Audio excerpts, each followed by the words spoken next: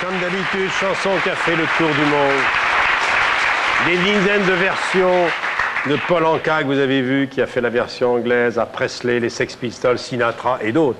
Chapeau à Jacques Revaux qui nous regarde ce jour-là. C'était un dimanche après-midi. La chanson a été composée il y a 35 ans, au bord de la piscine du Moulin, je crois. Et la chanson a 37 ans. 37 ans cette année. 37 ans parce que ça sera le 35e anniversaire de My Way, non pas de Comme d'habitude. Ah oui, il y a eu 2 ans. Oui, il y a eu 2 ans. Alors, karaoké, ça c'est Claude François. Toutes ses chansons sont sur karaoké. C'est vrai que c'est le chanteur français le plus chanté. En karaoké. En karaoké, oui, dans les bars, même les cassettes ou les DVD de karaoké sont parmi les plus gros scores de vente. Mais les chansons sont tellement sur toutes les lèvres, c'est festif, c'est populaire, c'est famille, c'est tout public. L'explication, elle est là, on passe des super... Moi j'adore un karaoké.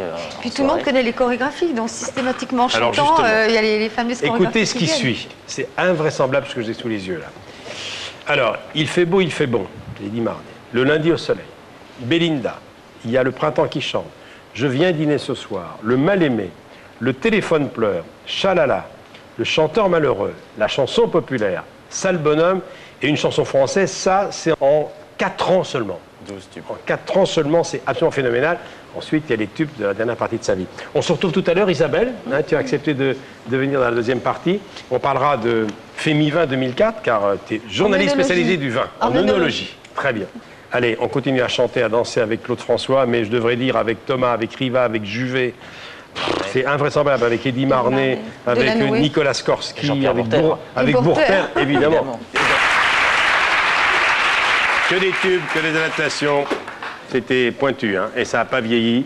Et on continue à danser sur ces chansons. Alors maintenant, on va accueillir quelqu'un d'important, parce que Claude l'explique bien d'ailleurs, c'est le premier qui a amené un spectacle sur scène.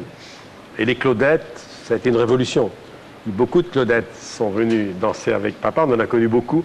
Et il y en a une charmante qui a été une de ses Claudettes préférées, on peut le lire avec Prisca qui est au premier rang. Ouais. Elle vient de Montpellier, elle a accepté de venir. On l'a pas vu beaucoup, elle n'est jamais venue. Hein. Elle est restée de 75 à 78.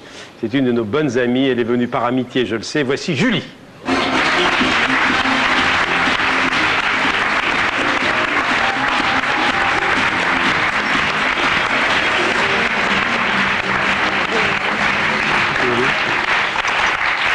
Julie! Ah, Julie Calvé. Julie. Comme je suis content de te voir. Voilà. Et moi donc. Ouais, c'est vraiment gentil d'être venue. Oui. Je peux pas croire que t'es grand-mère. Si, 2 fois. T'es grand-mère, Michel. C'est pas possible. Ça a bien voulu avoir une grand-mère pareille, hein? Et maman encore d'un petit garçon qui a 12 ans. Comment tu as rencontré Claude? Oh là. Comment il t'a engagé? T'étais mannequin? Exactement. Et c'est très bizarre, c'est par ma fille en fait, Laetitia. Et j'avais une amie qui était Claudette qui s'appelait Marion et qui était mannequin avec moi. Et un jour, j'habitais Créteil et Claude François passe à Créteil en après-midi.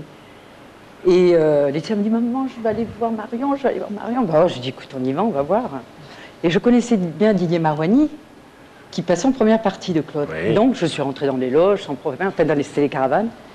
Et Claude m'a vue derrière la caravane. De toute façon, Claude voyait tout, alors. Rien lui échappait. Moi, surtout les jolies femmes. J'ai même pas vu le spectacle, rien du tout. Je discutais avec Didier qui passait en première partie et je n'ai pas vu du tout le spectacle. Ma fille, on l'a pris, elle a vu tout le spectacle. Et quand Claude est sorti de scène, il a fait appeler la chef des Claudettes qui était à l'époque Peggy, ou Pat, et qui est venue me chercher en me disant Claude te demande, je dis, moi Claudette, mais jamais de la vie, mais je ne sais pas ce que c'est, qu'est-ce qu'elles font elles dansent et tout avec Claude. Non, je dis non. Il n'est pas question. Et puis, de fil en aiguille, je suis rentrée chez moi, je me rappelle le père de ma fille, je lui dis Claude, on m'a demandé, j'ai vu Claude François, il m'a demandé, si tu fais ça, je divorce, il me dit, il n'y avait pas question. Et puis, en fin de compte, de fil en aiguille, Claude m'a appelé en me disant, mais si, venez essayer, vous verrez, c'est sympa, je cherche des blondes. Et puis, je me suis prise au jeu, quoi. Mais tu dansais, tu avais une formation? Jamais. C'est extraordinaire. Je danse très bien en boîte de nuit, disons que j'ai le rythme, mais je ne danse pas, je n'avais jamais appris. J'ai appris. Hein. Je crois que c'est ça le succès des Claudettes. Oui, Quand on les regarde encore aujourd'hui, c'est pas forcément des grandes techniciennes au niveau de la danse. Comme toutes les jeunes filles dansent dans les boîtes. Elles ont une intention, et puis elles sont gracieuses, et puis elles sont super. Et puis elles sont très habillées surtout. Là-dessus, oui. Il a dû être content ton mari. Il a dû être content ton mari. Mais c'est surtout moi aussi, le premier costume que j'ai mis la première fois, mais jamais de la vie. En plus, on a attendu le dernier moment pour me le montrer. Voilà. Alors, on va écouter Claude justement parler de ça, et puis ensuite on va te retrouver avec également d'autres Claudettes évidemment, puis à Prisca, je vais lui faire un clin d'œil qui est au premier rang. Voici Claude qui parle justement de l'envie de donner du spectacle aux gens.